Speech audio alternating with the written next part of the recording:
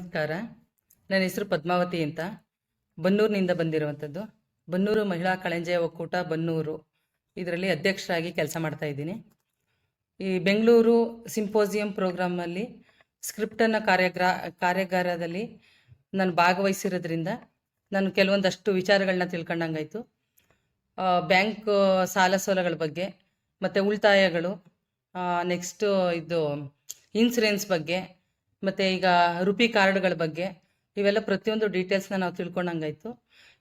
ಇದನ್ನ ತಿಳ್ಕೊಂಡು ನಾವು ಸಂಘಗಳ ಮಟ್ಟದಲ್ಲಿ ಈಗ ಜನಸಾಮಾನ್ಯರಿಗೆ ಕೆಲವೊಂದು ಬ್ಯಾಂಕ್ಗಳಿಂದ ಲೋನ್ಗಳು ಸಿಗ್ತಾ ಇರಲ್ಲ.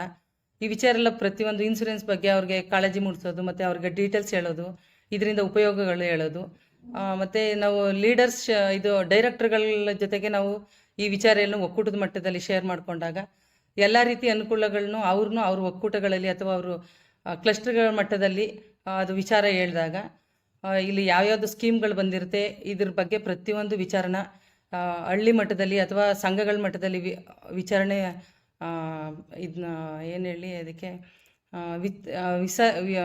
ವಿಚಾರ ಎಲ್ಲ ನಾವು ಮಾತಾಡಿದಾಗ ಎಲ್ಲ ರೀತಿ ವಿಚಾರಗಳು ಎಲ್ಲ ಸಂಘಗಳಲ್ಲೂ ಪ್ರತಿಯೊಬ್ಬ ಮೆಂಬರ್ಸ್ಗೂ ವಿಚಾರ ತಲುಪಿದಾಗ ಈ ಎಲ್ಲ ಉಪಯೋಗಗಳನ್ನ ಪಡ್ಕೊಂಡು ಅವರು ಬಡತನ ನಿರ್ಮೂಲನೆಯಿಂದ ಹೊರಗಡೆ ಬರೋಕ್ಕೆ ಅನುಕೂಲ ಆಗುತ್ತೆ. ಮತ್ತು ನಾನು ಕಳೆದ ವರ್ಷವೂ ಕೂಡ ಈ ಸಿಂಪೋಸಿಯಮ್ಗೆ ಪ್ರೋಗ್ರಾಮ್ಗೆ ಬಂದು ತುಂಬ ಹೆಲ್ಪ್ ಆಗೈತೆ.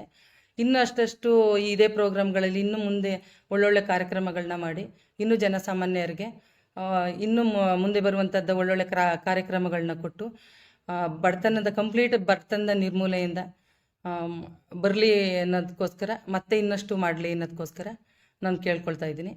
ಇದರಿಂದ ಈ ಹಿಂದೆ ಮಾಡಿರುವಂಥದ್ದು ವಿಚಾರಗಳಲ್ಲಿ ಎಲ್ಲ ಅನುಕೂಲ ಆಗಿದೆ.